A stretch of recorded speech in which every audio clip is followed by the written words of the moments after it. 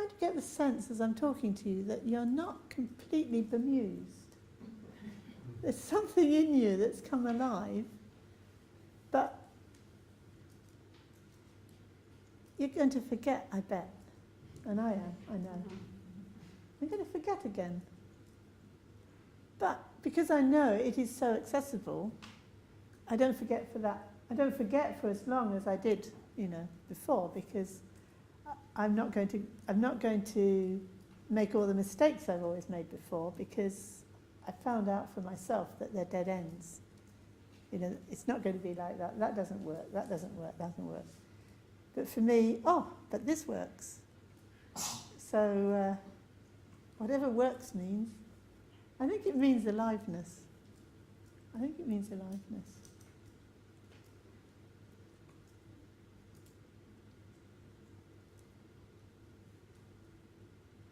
So it's like, there's a lot of talk these days about non-judgmental awareness, isn't there? No judgment. It's kind of like, I'm not judging, as if that means I'm a good person, I don't judge. But I do judge, judging is bad. But this sense of, I've forgotten where I was going with that now. I was thinking about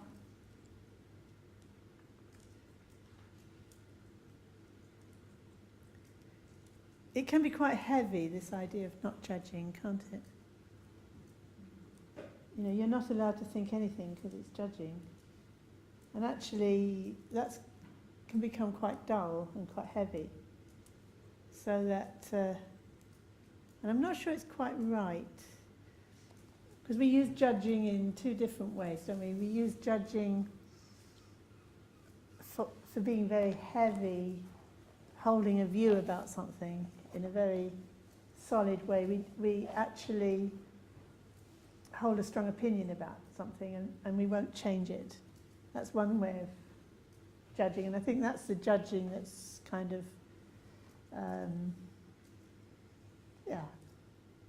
I would judge that as not a very alive state of mind, and it definitely will lead to all sorts of confusion and suffering.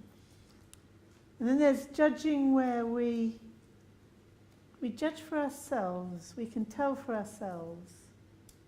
We can tell if this is a live, positive direction, or this is a dull, confused direction. We can tell.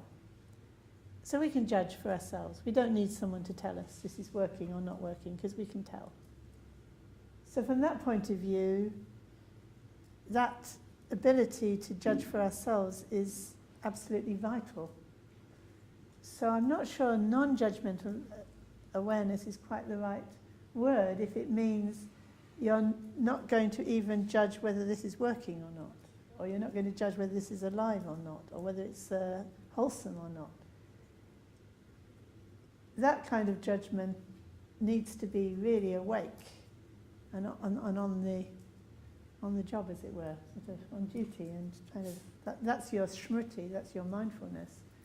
And the other one is the views that the mindfulness is there to notice and let go of.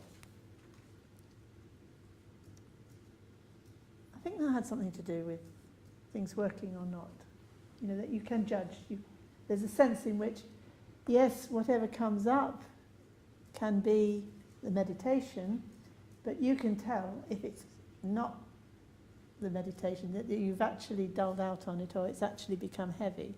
So then you make that judgment of how you're going to reflect and work out what is the view that I'm holding on to that's making this so dead and so dull.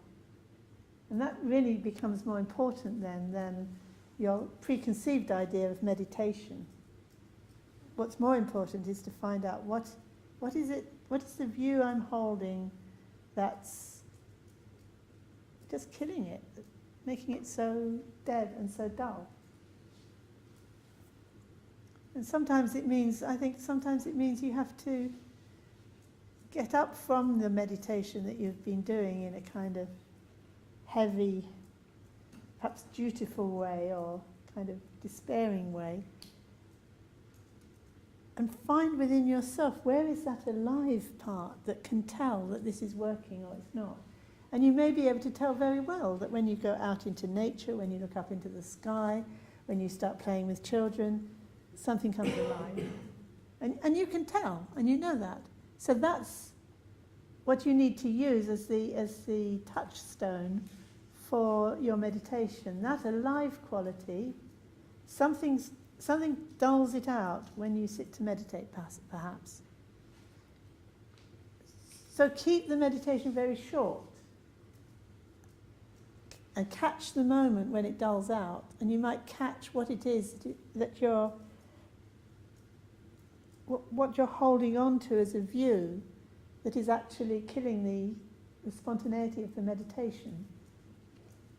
So I do recommend short sessions of meditation when that's happening.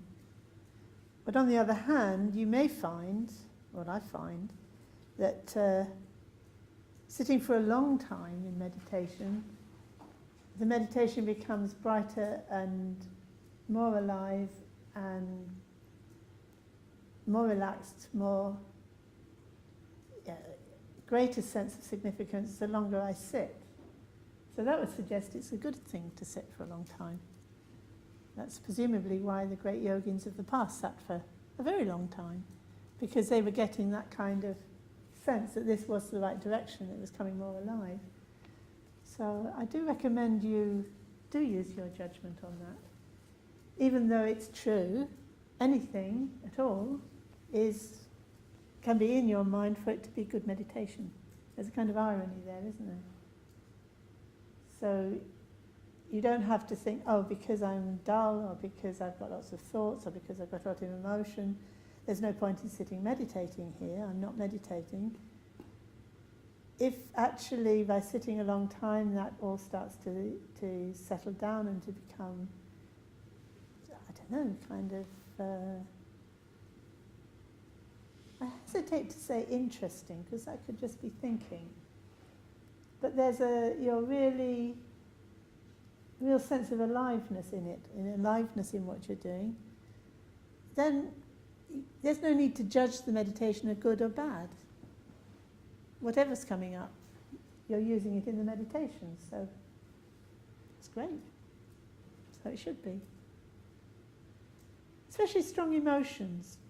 Strong emotions, sitting with strong emotions in meditation doesn't fit your preconceived notion of what meditation should be, but actually it can be very, very productive, and it can lead to a tremendous sense of release and resolution and understanding.